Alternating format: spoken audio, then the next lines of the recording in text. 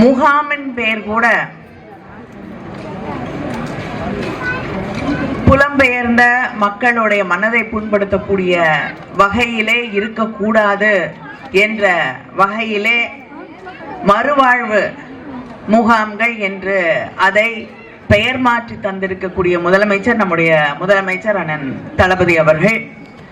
அதே நேரத்திலே இன்னைக்கு தமிழ்நாடு முழுவதும் இந்த முகாம்களிலே வாழ்ந்து கொண்டிருக்கக்கூடிய சகோதர சகோதரிகள் எந்த நிலையிலே அவர்களுடைய வாழ்வாதாரம் இருக்கிறது என்பதை புரிந்து கொண்டு அங்கே லட்சக்கணக்கான வீடுகள் கட்டி தருவதற்கான திட்டத்தை வகுத்து இன்று மிகச் சிறப்பான அளவிலே வீடுகளை நமக்கு கட்டி தந்திருக்கக்கூடிய அவருக்கு இந்த நிகழ்ச்சியின் மூலமாக மீண்டும் என் தொகுதியின் சார்பிலும் உங்களது சார்பிலும் நன்றியை நான் தெரிவித்துக் கொள்கிறேன்.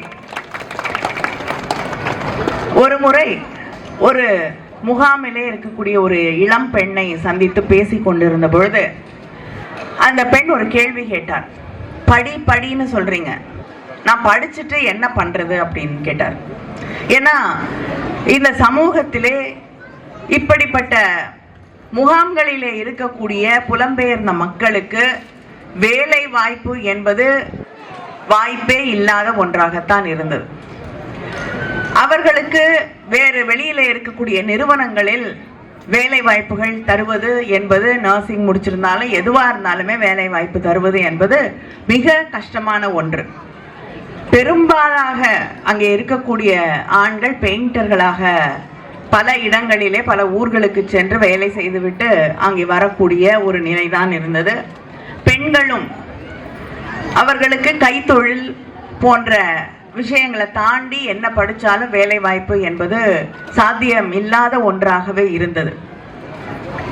அதையெல்லாம் ஒரு முடிவுக்கு கொண்டு வர முற்றுப்புள்ளி அமைத்ததான் இங்கே இந்த ஸ்கில் டெவலப்மெண்ட் என்ற ஒன்றை உருவாக்கி உங்களுக்கும் படித்தால் உங்களுக்கும் வேலை வாய்ப்புகளை உருவாக்கி தரக்கூடிய ஆட்சியாக திராவிட முன்னேற்ற கழக ஆட்சி இருந்திருக்கிறது என்பதை உங்களுக்கு உறுதுணையாக நின்று செயல்படுத்தி காட்டி இருக்கக்கூடிய ஆட்சி திராவிட முன்னேற்ற கழக ஆட்சி. தமிழ்நாட்டு முதலமைச்சர் அவர்கள் தொடர்ந்து இந்த மக்களின் குடியுரிமைக்காக ஒன்றிய அரசாங்கத்தோடு தொடர்ந்து நாம் பேச்சுவார்த்தை நடத்தி போராடி கொண்டிருக்கிறோம்.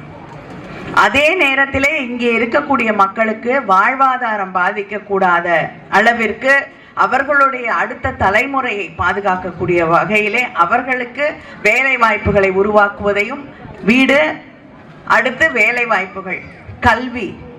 தலைவர் கலைஞர் அவர்கள் ஆட்சி காலத்திலே மருத்துவ கல்லூரிக்கு கூட போய் படிக்கக்கூடிய வாய்ப்புகளை உருவாக்கி தந்ததுதான் திராவிட முன்னேற்ற கழக ஆட்சி, தலைவர் கலைஞர் அவர்களுடைய ஆட்சி.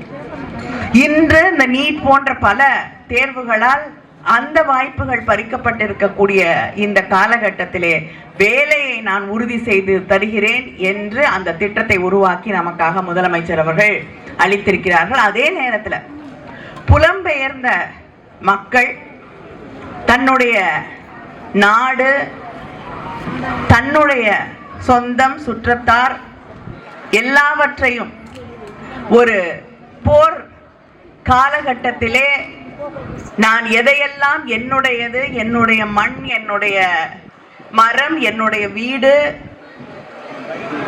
என்று நினைத்து கொண்டிருந்தேனோ எல்லாவற்றையும் விட்டுவிட்டு இன்னொரு இடத்திலே புலம்பெயர்ந்து அங்கே வாழ வேண்டிய நிலையிலே இருக்கும் பொழுது ஒரு மரத்தை வேரோடு பிடுங்கி இன்னொரு இடத்துல வைக்கக்கூடிய அந்த நிலையிலே இவர்கள் இங்கே கொண்டு வந்து வைக்கப்பட்டிருக்கக்கூடிய இந்த சூழலிலே அவர்கள் மன உளைச்சலை புரிந்து கொண்டு இன்னைக்கு அவர்களது மனநலனுக்காக ஒரு முகாமை அமைத்து அவர்களுக்குன்னு ஒரு தொலைபேசி எண்ணை வழங்கி உங்களுக்கு அந்த மன உளைச்சல் இருக்கக்கூடிய நேரத்திலே நாங்கள் இருக்கிறோம் என்று முன்வரக்கூடிய ஒரு திட்டத்தை, மென்டல் ஹெல்த் பாலிசியை இன்னைக்கு இங்க அதற்கான தரவுகளை வெளியிட்டு இருக்கக்கூடிய துறைக்கும் அமைச்சருக்கும் இங்க இருக்கக்கூடிய ஹெல்த் டிபார்ட்மெண்ட்டுக்கும் என்னுடைய நன்றியை, பாராட்டுக்களை நான் தெரிவித்துக் கொள்கிறேன். இது அதிகமாக பல பேர் சிந்தித்து கூட பார்க்காத ஒன்று. அங்க இருக்கக்கூடிய மென்டல் ஹெல்த் இஷ்யூஸ், நம்ம பொதுவாகவே மென்டல் ஹெல்த் இஷ்யூஸ்க்கு அதிகமாக முக்கியத்துவம் தருவதில்லை. அதை தாண்டி இந்த முகாம்களிலே வாழக்கூடிய மக்களுக்கு இருக்கக்கூடிய அந்த பிரச்சனைகளை உணர்ந்து கொண்டு இப்படிப்பட்ட ஒவ்வொன்னா அவங்களுக்கு என்ன தேவைன்னு சிந்திச்சு ஒவ்வொரு படியாக ஒரு ஹோலிஸ்டிக்காக முழுமையான அவர்களை பாதுகாக்கக்கூடிய, அவர்களுடைய எதிர்காலத்தை பாதுகாப்பானதாக இந்த மண்ணிலே நீங்கள் எங்களைப் போல எல்லோரையும் போல வாழ உரிமை பெற்றவர்கள் என்ற அந்த மனநிலையை உருவாக்கக்கூடிய ஆட்சியாக முதலமைச்சர் ஆட்சி பொறுப்பை ஏற்றுக்கொண்டாரே, அப்பொழுதே அவர் சொன்னது, எனக்கு வாக்களித்தவர்கள் வாக்களிக்காதவர்கள் 2 பேருக்குமான ஆட்சியாக திராவிட முன்னேற்ற கழக ஆட்சி இருக்கும் என்று, அதை வாக்களிக்க முடியாதவர்களுக்கும் இந்த ஆட்சி துணை நிற்கும் என்பதை நிலைநாட்டி இருக்கிறார்கள். உங்களை அத்தனை பேருக்கும் என்னுடைய வாழ்த்துக்களை தெரிவித்துக் கொள்கிறேன். நன்றி, வணக்கம்.